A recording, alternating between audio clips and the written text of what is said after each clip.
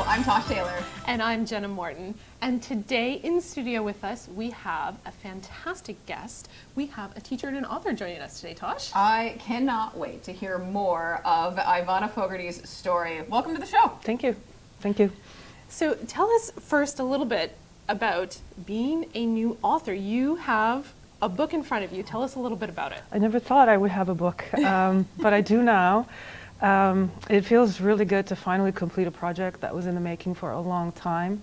And I have to say that it actually didn't start as, the intention wasn't to start a book. The intention was to start a memoir for my children and my siblings' children.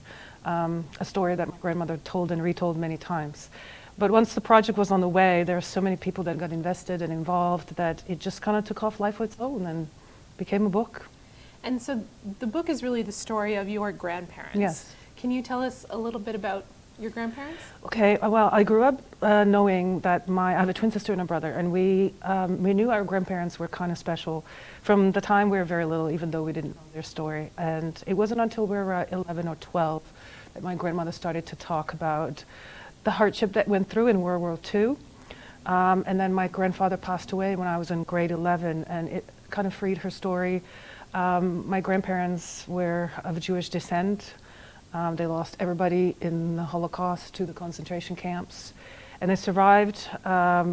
Last year of war, to sum it up, my grandmother, they went into hiding literally underground, buried in a hole in the ground that they dug themselves. Went into hiding in October of 1945 and crawled out when the war ended in May 1945 or March 1945. And my grandmother was pregnant the whole time. Oh. My uncle was born June of that year, and my mom was 2 years younger than that. So we grew up listening to all the stories that my grandmother had the bravery to say. And when our children were born, everybody kind of listened, and I knew it pained my grandmother to talk about it, but we kind of hung on every word, and we always asked questions.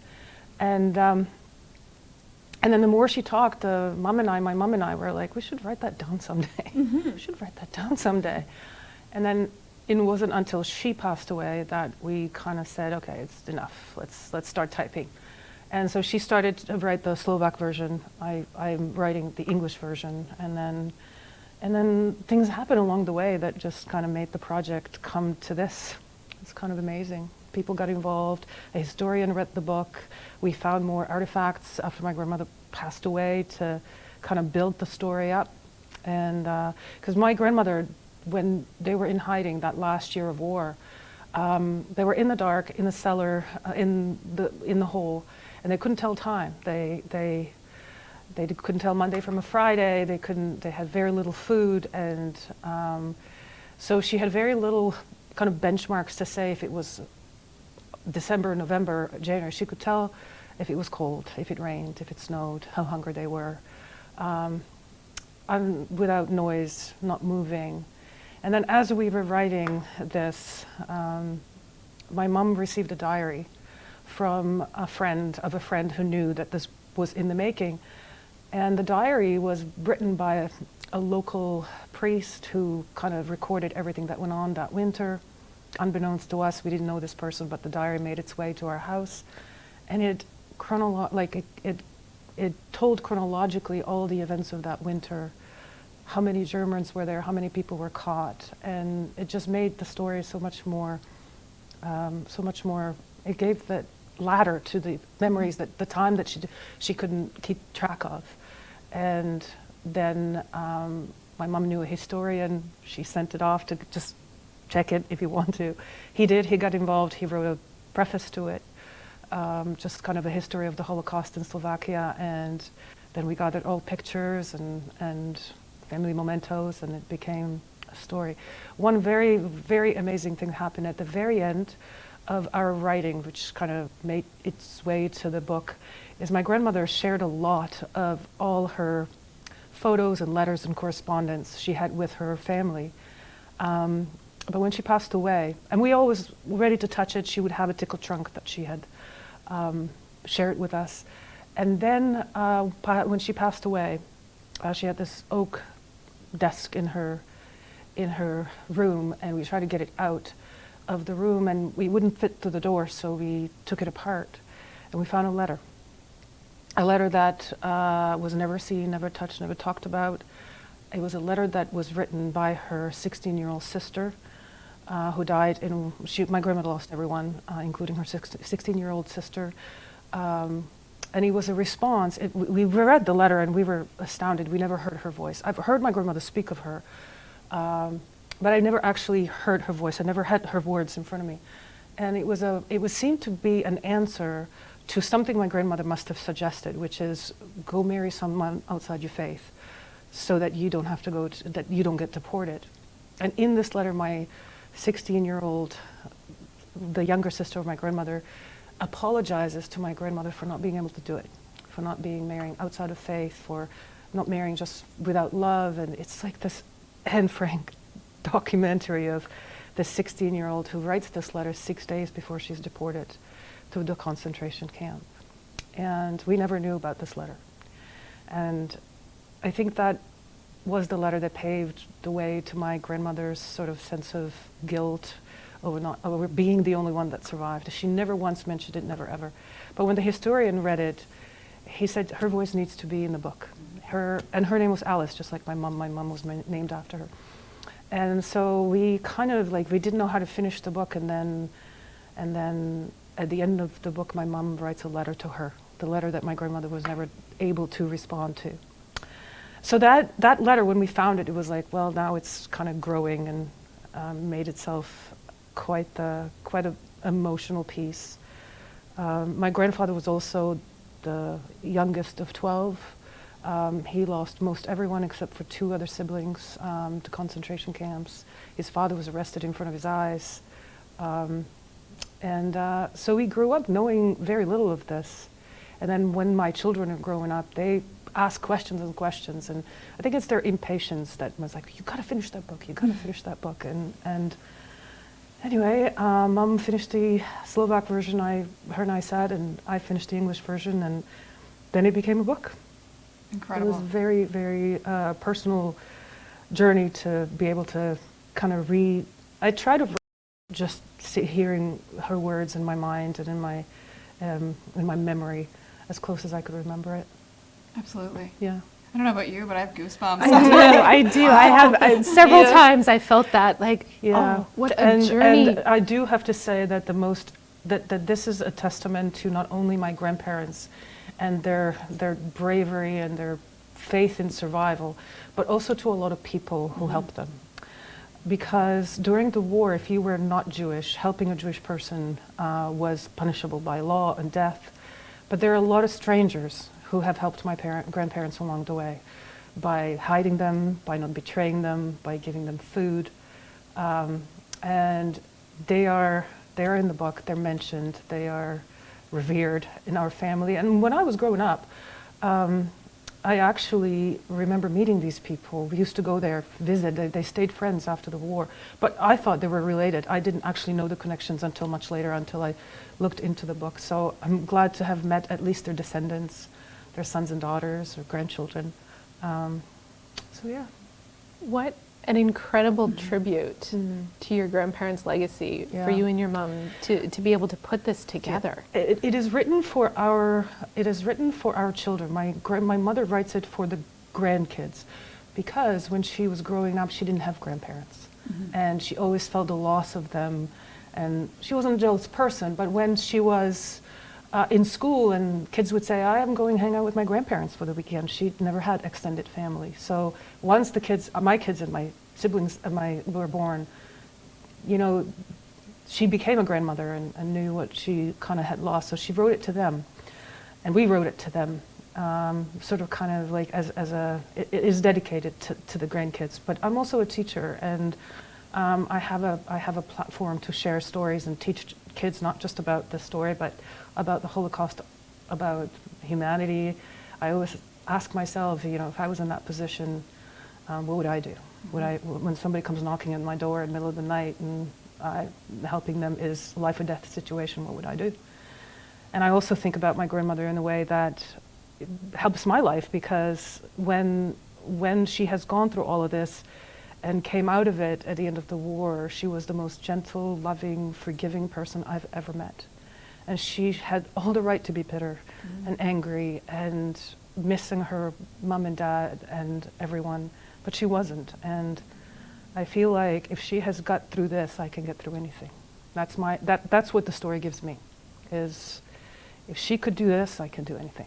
I think that's exactly, like, sounds to me exactly what she would want Yeah. you to get out of Yeah. it as well. Yeah, Absolutely. yeah. What makes it great for you to be a teacher, but the connection between Slovakia and the war, I did not, like, I didn't know.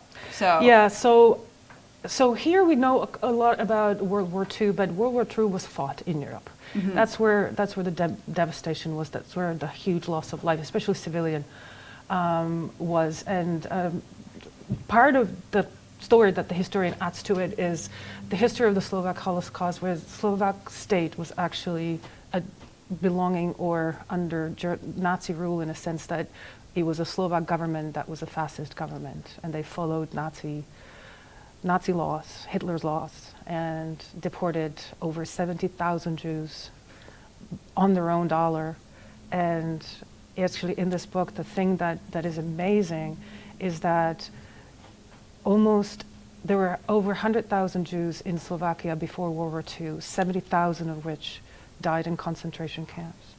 So they wiped out the population of Jews pretty much entirely. And those that survived like my grandparents. And most of them moved away after the war.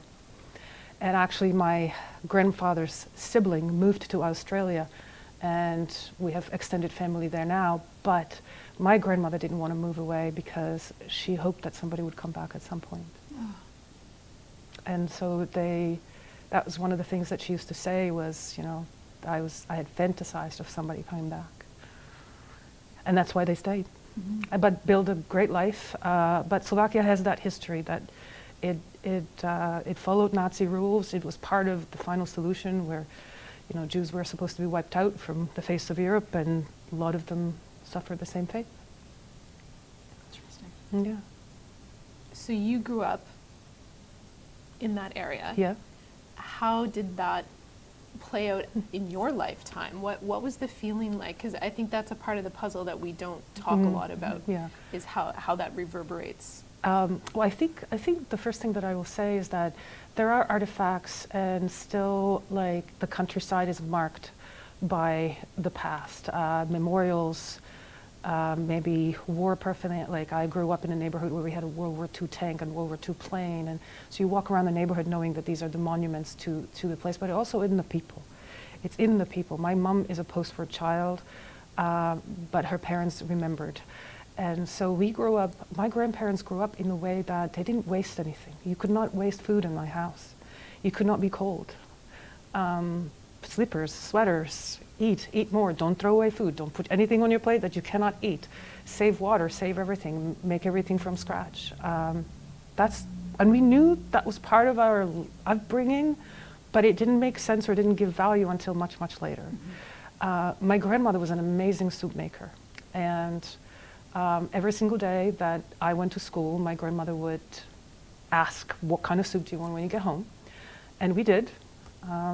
Get the best of everything she ever made.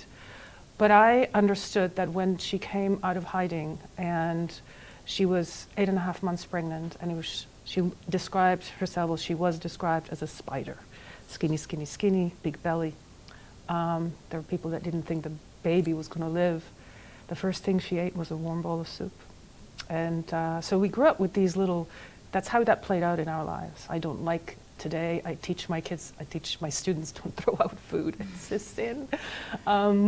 You know, respect your elders, talk to your grandparents, talk to your father, talk to your mother, what's their story? That is my interest with my students, is I'm interested in people's stories.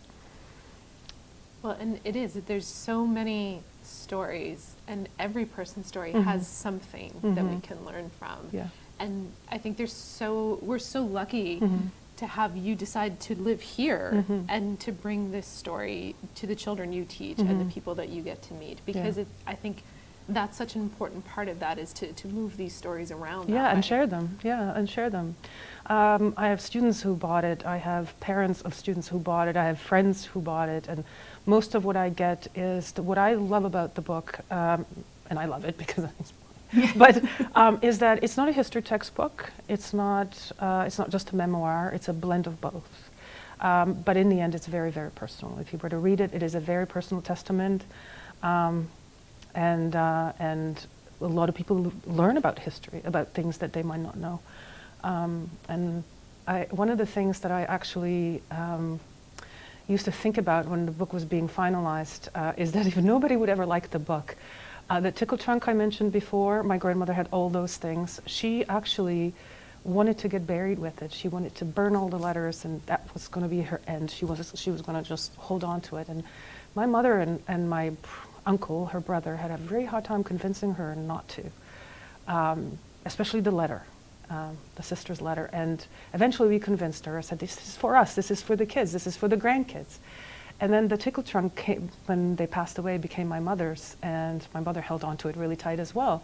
But when the historian got a hold of it, he's like, we need to archive this. Mm-hmm. So the tickle trunk is now part of the National Archives. Her story is archived as national heritage. So if anything, the stories, what we need to learn, if nobody ever likes the book, the fact that her story is significant enough to be part of national heritage, that is special. That is incredibly special. Yeah. We don't ask the questions. Mm-hmm. Like, I can think my dad's mom passed away a few years ago, and after I thought, like, I never asked her anything. I never asked her anything. You know what I mean? Like, her mom was right from Ireland. Like, there had to be some cool stories. There had to be stories. Like, there had to be stories. And I got, when she passed away, a Rubbermaid container full of photos. I don't know who anybody is. Yeah. I have no idea because I never asked the questions. And now I'm kicking myself, years later because I didn't ask. And that's something that we should all be saying. There's so many interesting things that when you were saying this that are happening as the story was being published. I went to school with a friend.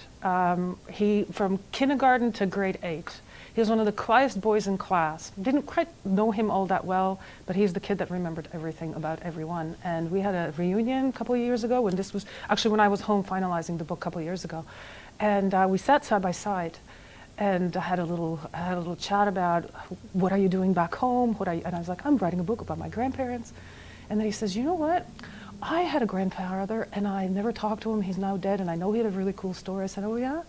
What did he do? Well, he wrote a diary about the war. I was like, did he really?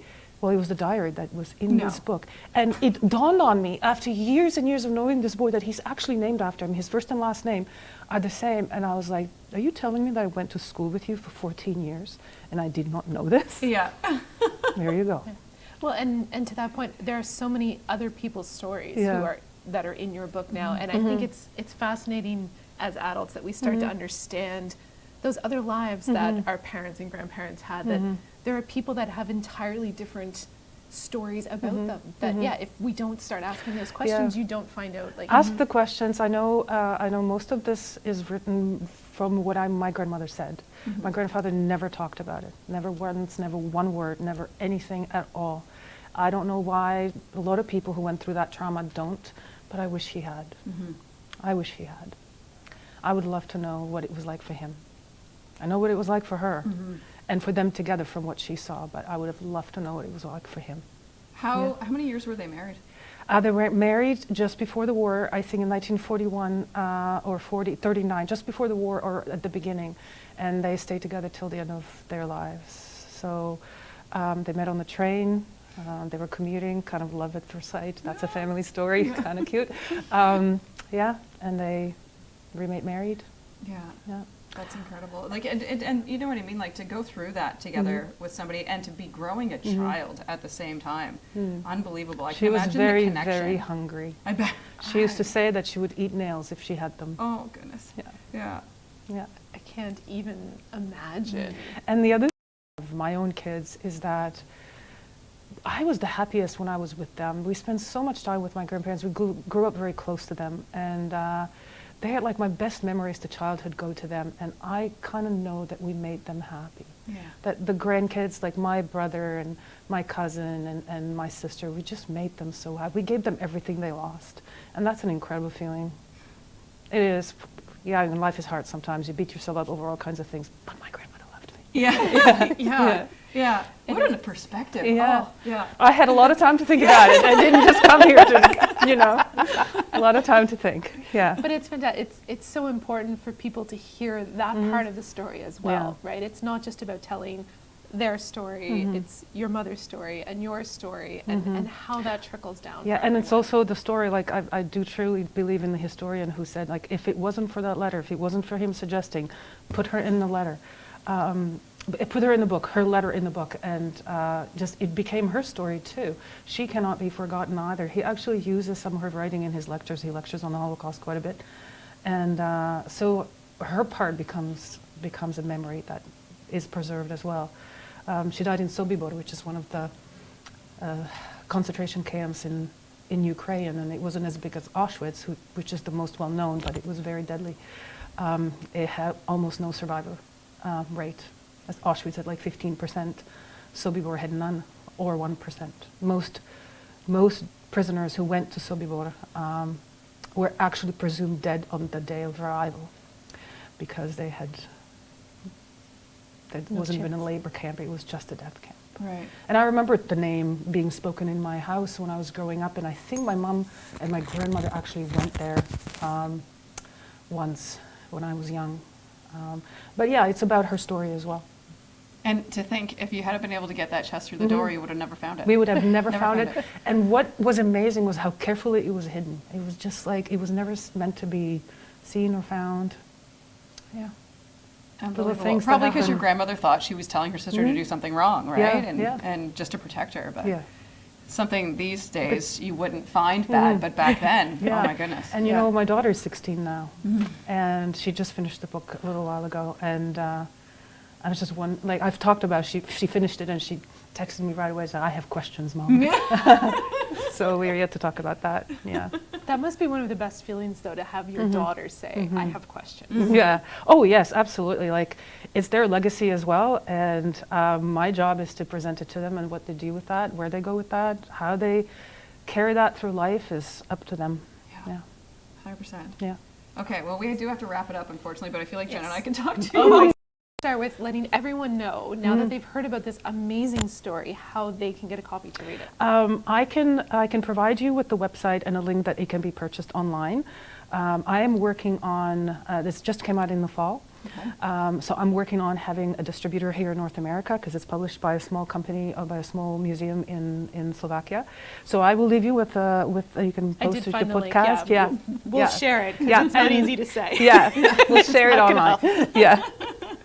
And thank you for having me. Oh my goodness. I never deny opportunity to share this. Oh, I am thrilled that someone else put you in my path to tell this story, because it's just simply amazing, and I'm so grateful that we have you here in New Brunswick to help tell the story and carry it on here as well. So we will share those links in the show notes, and you can find them on the website, or you can just Google The Love I Lost and Ivana Fogarty's name, and it pops up pretty easily. Yeah. Perfect. Yes. All right. Thank you for watching and listening to the show today, and thank you so much for being our guest. Thanks for having me.